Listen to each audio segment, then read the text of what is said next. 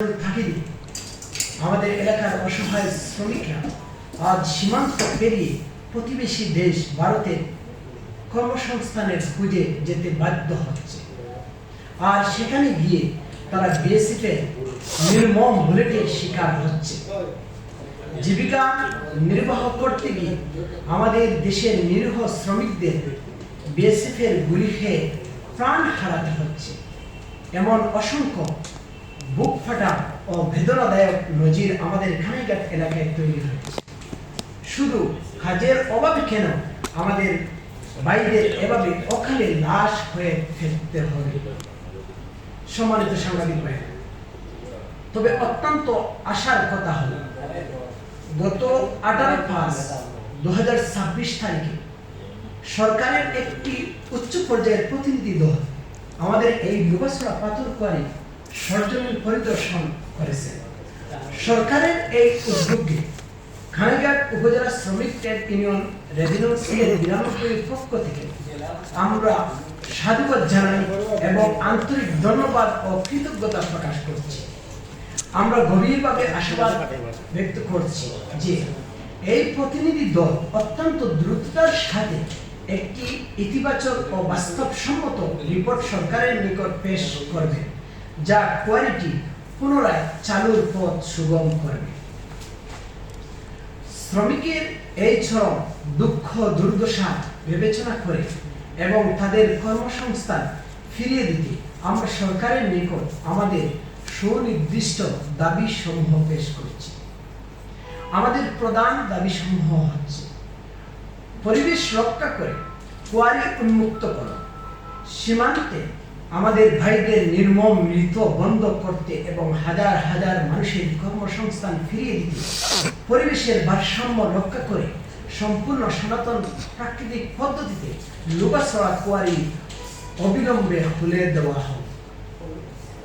দ্বিতীয় হচ্ছে খাল খনন প্রকল্প শ্রমিক নিয়োগ। কানাইঘাট উপজেলা সরকারি পক্ষ থেকে যে সকল খাল খনন কর্মসূচি বা প্রজেক্ট হাতে নেওয়া হবে তার প্রত্যেকটিতে বাধ্যতামূলক কমপক্ষে 50% স্থানীয় কানাইঘাট উপজেলা শ্রমিক ট্রেড ইউনিয়ন রেজিস্ট্রেশন নাম্বার 92 এর সদস্য নিয়োগ দিতে হবে। তৃতীয় হচ্ছে অন্তর্বর্তীকালীন আর্থিক বাধা। পাথরকুয়ারি যতদিন পর্যন্ত বন্ধ থাকবে ততদিন পর্যন্ত বেকার হয়ে পড়া প্রত্যেকটি শ্রমিক পরিবারকে প্রতি মাসে সরকারের পক্ষ থেকে কমপক্ষে 2000 টাকা করে আর্থিক সহায়তা ভাতা প্রদান এবং প্রতি মাসে কমপক্ষে 20 কেজি করে চাল দিতে হবে। 4, অসুস্থ শ্রমিকদের চিকিৎসা। দীর্ঘদিন কর্মহীন থাকার, চিকিৎসার অভাব ও পুষ্টিহীনতার ভোগা অসুস্থ শ্রমিকদের সম্পূর্ণ বিনামূল্যে চিকিৎসার ব্যবস্থা রাষ্ট্রই করতেই হবে। প্রিয় সাংবাদিক ভাইরা, আমরা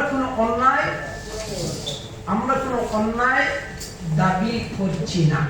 আমরা শুধু একটু হেয়ে পড়ে দেশের মাটিতে নিরাপদে বেঁচে থাকার নিশ্চয় এবং কর্মসংস্থান চাচ্ছি।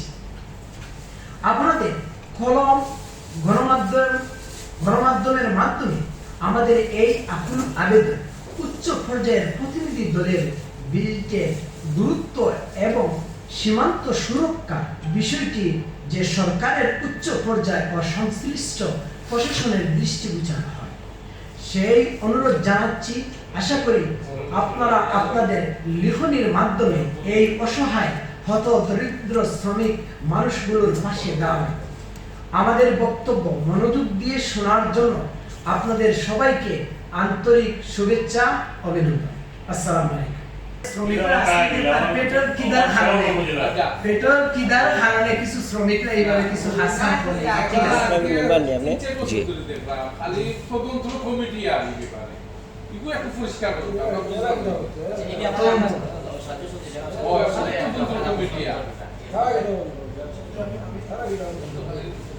আর আরেকটা কথা হইল, এই পাথর দেখিয়া মালিকরা যেভাবে লাভবান হয়েছে, শ্রমিকরা কি সেইভাবে লাভবান হয়েছে আমার তো মনে হয়।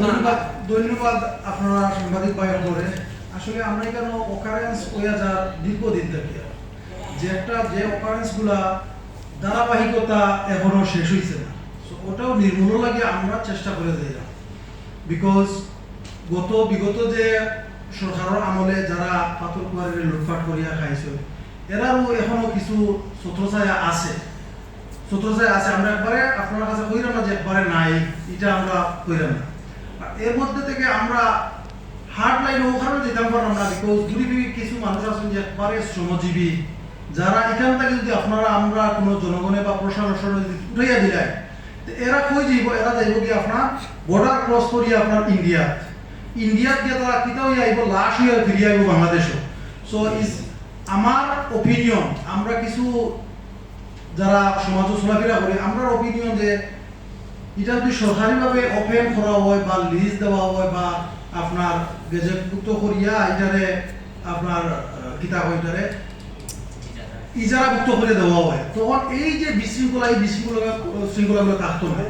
সরকার এখান থেকে বিশাল অঙ্কর একটা আপনার ব্যাড ট্যাক্স পাইব। তো সরকার এখান থেকে আপনার লাভবান হইরা না, আর এখানেও শ্রমিক হলেও লাভবান হইরা না। ও কারণে যে শ্রমিক হলে তারা ন্যায্য যে দাবি, যেটা ন্যায্য যে পাওনা, যেটা এটা তারা পান না। বিকজ তারা রাতের আধারে কাজ করে, আর রাতের আধারে কাজ করলে তারা 100 টাকার জায়গায় তারা পারে কেন 50 টাকা, 50 টাকার জায়গায় পার আপনার 20 টাকা।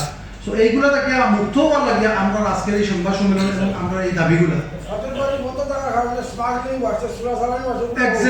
এক্স্যাক্টলি এখন শুধু যারা আপনার দেহকা বুকো আপনার সৎ সাহস, সৎ তারা হালাল রুজি, তারাও আপনার তুরা কাজ করে। বাকি যারা আপনার বেকার তারা দায়িত্ব হয়, তারা যারা আপনার ইন্ডিয়া স্মাগলিং লাগে ইনভলভ হওয়ার, বিভিন্ন ধরনের অকারেন্স আপনার তারা ইনভলভ হয়ে যায়।